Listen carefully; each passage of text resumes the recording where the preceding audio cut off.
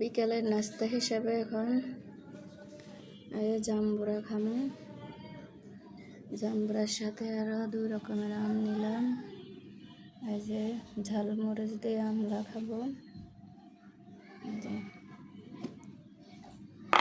আর জাম্বুরাতে আমের চাটনি দিয়ে মাখুন। কারো যদি খেতে ইচ্ছা করে জানাইন। চিনি দিলাম, লবণ, সরষের তেল 2 রকম 2টা কাটছি।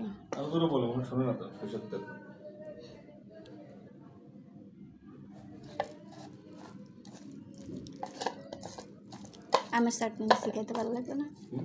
আমের চাটনি দিছি খেতে ভালো লাগবে না? চাটনি সবাই বুঝে না, আচার আচার সহজ ভাষা বলতে দিলে মানুষ বুঝে। সত্যি অনেক মজা আছে।